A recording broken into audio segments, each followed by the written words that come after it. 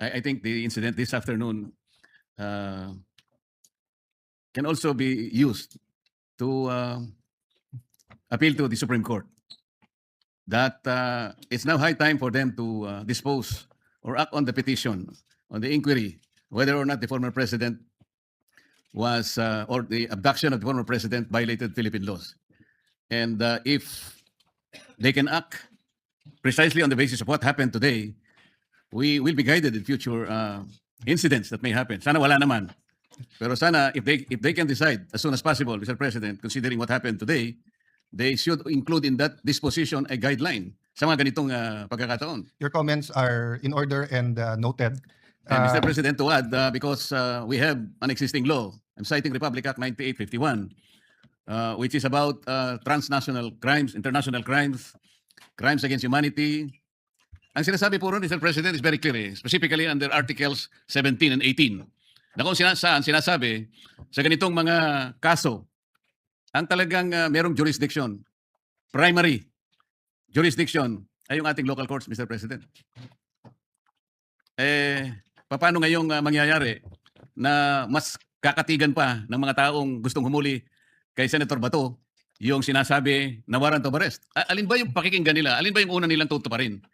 Yung inaatas ng isang korte na ang kanyang jurisdiction is not questionable considering that we have already withdrawn from the Rome Statute. Bakit po yun ang kanilang gagamitin? Halimbawa po sa Article 17, Mr. President, sinasabi po doon na yung surrender o yung extradition ay pwedeng gawin in accordance with existing extradition laws or treaties. Alam naman natin, hindi naman po bansa ang ICC, Mr. President. To further your discussion, Senator Marcoleta, under the ICC rules, if a nation exits ICC, they're given 1 year to authorize an investigation. And this was brought up by the former president's defense team that the investigation happened 1 year after na 1 year, yung investigation which led to the charges.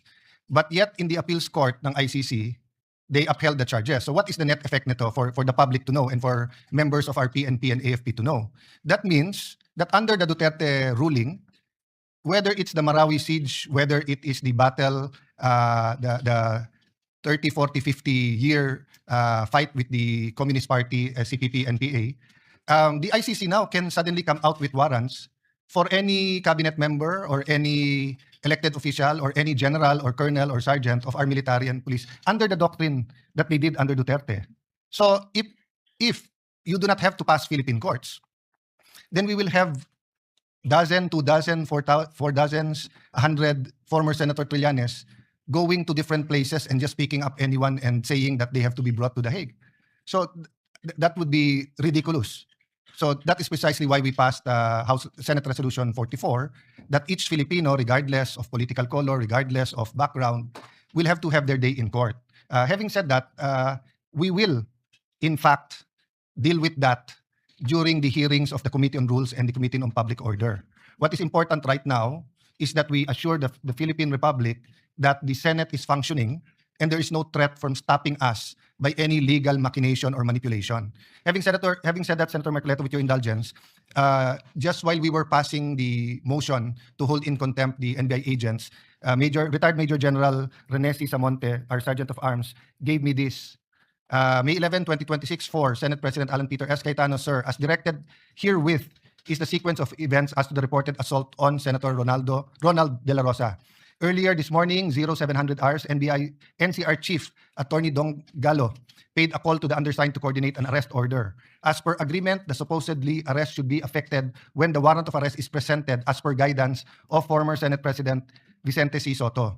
On or about 2 p.m., the warrant of arrest was shown to the former Senate President in the presence of the undersigned, but copies were not allowed to be distributed. Truly yours. So the investigation will bear out what happened. The point I want to make is that even assuming fully coordinated yung arrest warrant, they should have approached Senator Bato or approached the Sergeant at Arms, given a copy of the warrant, and negotiate his surrender because they are in Senate premises. Pero instead, nakipaghabulan sila. Hinabol nila, they attempted to stop Senator Bato from attending the session. Even ordinary arrest, konsehal, vice mayor, Sangguniang Panglalawigan, even SK. When they're in session, usually yung police pupunta doon, magpupos, i-coordinate sa presiding officer, sasabihin, ito ang warrant of arrest. So we cannot excuse yung paghahagod o yung habulan inside the Senate premises. Now, as to whether the NBI is justified, whether there are any criminal laws violated, whether there are administrative laws, we will wait for the investigation. So we are holding them in contempt precisely because of the actions they've taken and the manner in which they tried to not arrest but to prevent Senator Bato from reaching the Senate plenary hall. Mr. President, having held them in contempt, I believe an investigation is proper. Yes. Thank you, Mr. President. So we'll refer all of the comments after the previous referral to the Committee on Rules and Committee of Public Order. So all of these comments said in plenary is, and including the videotape, including the report, the spot report of the Sergeant of Arms, is referred to the two committees.